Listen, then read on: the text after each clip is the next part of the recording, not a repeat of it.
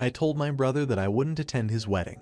Me and my brother have never had a good relationship, and it only got worse after I came out as gay. Luckily, our relationship has gotten a bit better over the last 2 years. He and I have never gotten along since. In his opinion, LGBT people are ill. He and I once got into a fight, and he said I needed assistance because I was sick in the head and needed professional help. I won't go into details, but it's not the only thing he's done or said to me. So a few days ago, my brother visited. Given how infrequently he comes, it was unexpected. After I welcomed him inside, we got to talking. I congratulated him after hearing from him that he was getting married. We continued to speak for a while before he said he needed to tell me something.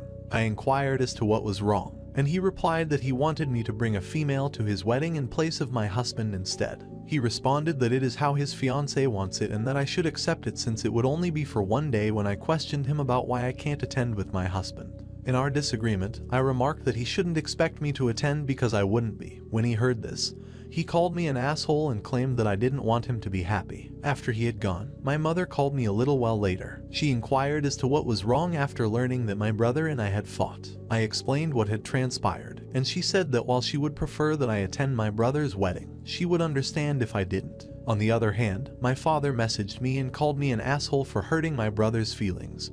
But these are not unusual responses from him. Since he is my brother and I adore him, I really want to go to his wedding, but given the current circumstances, I won't. Family and friends have been messaging me frequently since it all happened, and when I woke up earlier this morning, there were many SMS waiting for me. I read through the most of them, but because the majority of them were poor, I chose not to respond. The morning is going quite well, so my husband and I go at 11 a.m. to watch his nephew play soccer.